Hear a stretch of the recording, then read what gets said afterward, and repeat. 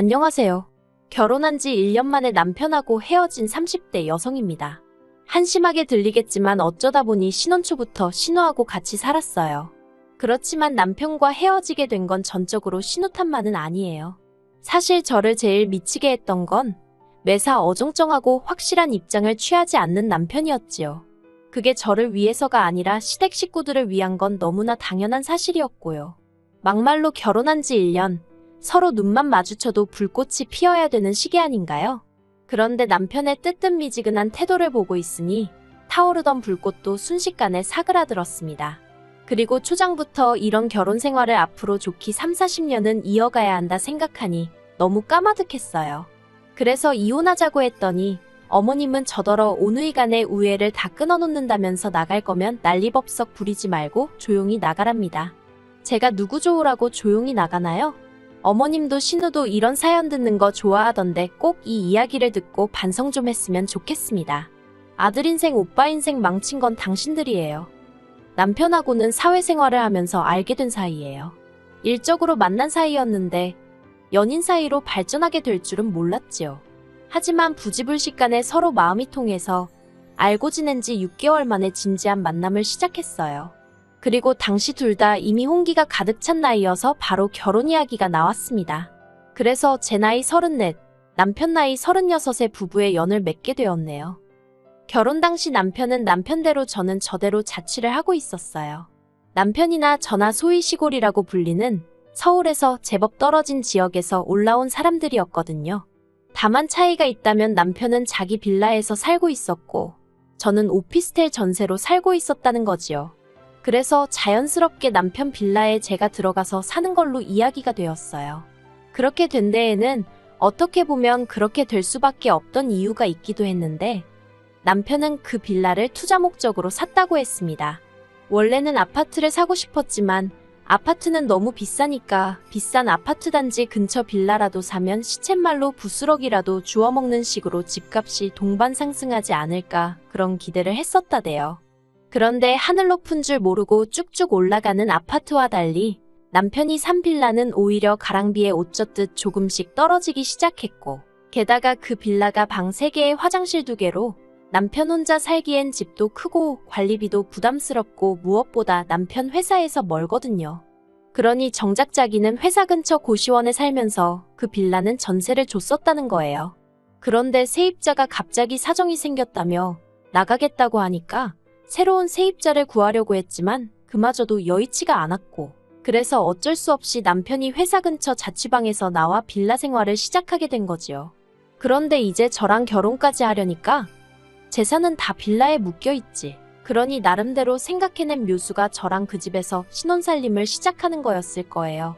빌라 값이 단 1,000만 원이라도 올랐으면 팔아버릴까 생각도 했는데 그것도 오히려 2천만 원가량 떨어져서 남편 입장에선 지금 팔면 손에다 씹기도 했을 거고 그렇다고 결혼을 미루기도 뭐했을 테니까요. 그런데 저도 바보같이 그때는 그래도 집이 있는 남편이 대단하다고 생각했어요. 속빈강정인 것도 모르고 말이에요. 남편이 아주 입만 살아가지고 똑같은 상황도 자기한테 유리한 쪽으로만 저에게 포장을 해서 얘기를 했던 탓이었지요. 그래도 어쨌든 남편 집에 들어가 살기로 하면서 저도 아예 손해만 본 건 아니었습니다. 어떻게 표현해야 할까 싶은데 집이라는 게 인테리어랄 것도 없었고 그래서 처음엔 남편하고 리모델링이라도 할까 했거든요. 그런데 대대적으로 다 때려부시고 새로 하려면 못해도 3-4주는 있어야 한다는 거예요. 그런데 저나 남편이나 서울에 따로 연고가 있던 것도 아니라 3-4주씩 살던 집을 비우고 어디 가 있기가 마땅치가 않았어요. 제 오피스텔 계약 기간도 애매하게 끝나가고 있었고 한 달씩 연장은 안 되는 상황이었지요. 그리고 무엇보다도 리모델링 비용이 부담스러웠던 것도 사실이에요. 아무래도 남편 집으로 제가 혼수를 해서 들어가긴 했어도 집 자체가 솔직히 제 마음에 쏙 드는 것도 아니었는데 4천만 원씩이나 드리기는 아깝더라고요. 계산적이라고 뭐라고 하는 사람도 있겠지만 저한테는 4천만 원은 거금이었기 때문에 결혼이고 사랑이고를 떠나서 계산을 아예 안 할 수는 없었습니다. 아무튼 그래서 그냥 들어가서 살게 되었어요. 그런데 그렇게 신혼살림을 시작하고 한 달도 채 되지 않았던 시기였어요. 하루는 어머님 아버님이 연락도 없이 저희 집에 오시더니 할 이야기가 있다고 하시더라고요. 그건 바로 신우에 관한 이야기였습니다. 신우에게 남자친구가 있다는 사실은 알고 있었어요. 정식으로 소개를 받은 적은 없었지만 저희 결혼식에 남자친구를 데리고 와서 친인척분들께 인사를 하고 다니는 모습을 보고는 저 혼자 속으로 짐작은 하고 있었지요. 그런데 알고 보니 결혼을 생각하고 있을 정도로 진지한 사이였던 모양이에요. 남자는 서울에서 나고 자란 사람으로 직장도 서울이었던지라 그쪽 집안의 선식도 신혼집도 서울에서 하길 바란다는 이야기를 전하시며 그래서 말인데 저희더러 신우가 시집갈 때까지만 데리고 있으라시대요. 신우가 결혼 준비부터 시작해서 이것저것 챙길 게 많은데 매번 기차를 타고 다니게 할 수는 없는 노릇이지 않냐시면서요. 솔직히 당황스럽고 내키지 않았던 게 사실이에요. 이제 신혼의 단꿈이 막 시작되었는데 남편은 어떻게 생각했는지 몰랐어도 제 입장에선 신우가 불청객처럼 느껴졌거든요. 하지만 제가 목소리를 내기에는 굉장히 애매한 상황이었습니다. 어머님 아버님이 대놓고 말씀은 안 하셨지만 어쨌든 집을 당신들 아들인 남편이 전적으로 해왔으니 남편의 여동생이 좀 와 있는 게 무슨 문제겠냐고 당연히 와 있을 수 있다고 생각하시는 눈치였거든요. 그리고 하다못해 남편이라도 나서서 그건 그거고 이건 이거다라고 딱 정리를 해주면 좋겠는데 그런 액션도 딱히 취하질 않았고요. 그래서 이래저래 약간은 울며 겨자 먹기로 알겠다 했습니다. 그리고 그렇게 신우가 저희 집에 들어오게 되었는데 초반에는 결혼 준비에 필요한 상담도 받으러 간다 어쩐다 신이 나서 돌아다니더니 언젠가부터 그런 얘기가 전혀 들려오질 않대요. 다만 퉁퉁 부은 눈을 보고는 어느 정도 이유가 짐작이 가긴 했지요. 하지만 굳이 따로 묻진 않았어요. 시부모님도 가타부타 뭐 말씀도 없으셨고 파토 났던 거예요. 그런데 진짜 문제는 결혼이 무산되었음에도 불구하고 신우는 도통 내려갈 생각이 없는 눈치였습니다. 그래서 제가 어머님 아버님께 조심스레 앞으로 신우의 계획이 어떻게 되는지 혹시 들은 바나 아시는 바가 있으신지 여쭈어 보았지요. 그랬더니 어머님이 속상해 죽겠다면서 구체적이진 않지만 선보고 결혼해서 빨리 나갈 거라고 조금만 참고 기다리라 하시더군요. 그런데 신우 나이가 33으로 솔직히 어린 것도 아니었어요. 그렇다고 능력이 특출났던 것도 아니고 피아노 과외를 하고 있었는데 그걸로 자기 먹고 쓸 돈이나 충당하는 수준으로 버는 눈치였지. 저희 생활비에 보태라고 단돈 10만 원도 내놓은 적이 없네요. 어머님 아버님이나 남편은 한가족끼리 무슨 돈을 받냐는 시기였지만 솔직히 저는 아무리 그래도 성인 여성이 남의 집에서 얹혀 사는 상황이면 어느 정도의 성의는 보여야 한다고 생각했거든요. 그런데 오히려 그렇게 생각하는 저를 야박하고 쫌스럽단 식으로 몰아가길래 더 말도 안 하고 못했습니다. 그러다 한 번은 남편이 뼈있는 농담처럼 집주인이 괜찮다는데 뭘 그러냐며 저에게 웃었는데 제 귀에는 네가 이 집에 해온 게 뭐가 있냐고 꼽을 주는 것 같기도 했고 자격지심이었는지도 모르겠네요. 아무튼 당시에는 나서지 말란 소리로밖에 안 들리더라고요. 그러다 일이 생긴 건 올해 초였습니다. 신우는 친구들이랑 여행을 간다고 했고 친정부모님은 친정부모님대로 서울에 병원 검진도 있고 해서 올라오셔야 하는 상황이었어요. 친정어머니 생신도 마침 주말이었고요. 그래서 제가 친정부모님께 그러면 병원도 다녀오시고 저희 집에서 제가 생일상을 차려드릴 테니 그것도 드시고 이틀 정도 계시다 가시라 했지요. 제가 직장 문제도 있고 해서 고향집에 자주 내려가 보질 못하는 상황이었으니까요. 참고로 집에는 비어있는 방이 하나 있었고 가끔 시부모님이 오시면 주무시고 가시기도 하셨습니다. 그런데 저희 친정부모님이 올라오기로 되어 있는 날 신우가 왜인지 아침부터 입술을 대빨 내밀고선 집안을 들쑤시고 다니더라고요. 그리고는 기어이 11시쯤 나간다더니 안 나가고 있는 게 아니겠어요. 친정부모님 오실 시간은 다 되어 가는데 안 되겠다 싶어서 아가씨 안 나가냐고 물었습니다. 그러자 신우가 같이 여행 가기로 한 친구들과 싸웠다면서 기분 더러워서 안 갈 거랍니다. 그러더니 지방으로 쏙 들어가서는 방문을 걸어 잠그더라고요. 생각지도 못한 불편한 상황에 제가 이를 어쩌나 싶어 발을 동동 구르던 찰나 친정부모님이 오셨습니다. 어쨌든 친정부모님을 그냥 돌려보낼 순 없었으니 집안으로 모셨어요. 그리고는 준비한 음식을 꺼내 점심 식사를 차리고 남편과 저 그리고 친정부모님까지 모여 앉았지요. 방에 신우가 있는 걸 뻔히 알면서 저희 넷이서만 식사를 할 수는 없었으니 신우더러 아가씨도 나와서 같이 먹자고 방문을 놓고 했고요. 그런데 신우가 대뜸 짜증나게 말 시키지 말라면서 음식 냄새 나는 거 비위상하니까 빨리 먹고 치워요 그러는 겁니다. 순간 황당하기도 하고 민망하기도 하고 화가 솟구치대요.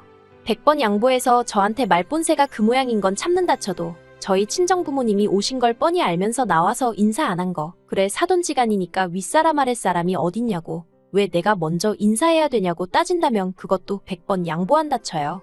하지만 아무리 그래도 저희 부모님이 어른이고 손님인데 지 기분 나쁘다고 방문에다 대고 새언니인 저한테 악을 써대는 게 정상인가요? 그러자 저희 친정어머니가 괜히 당신들이 와서는 사돈처녀가 편하게 쉬지도 못하게 되었는가 보다며 어찌나 민망해하시던지 너무 속이 상하는 거예요.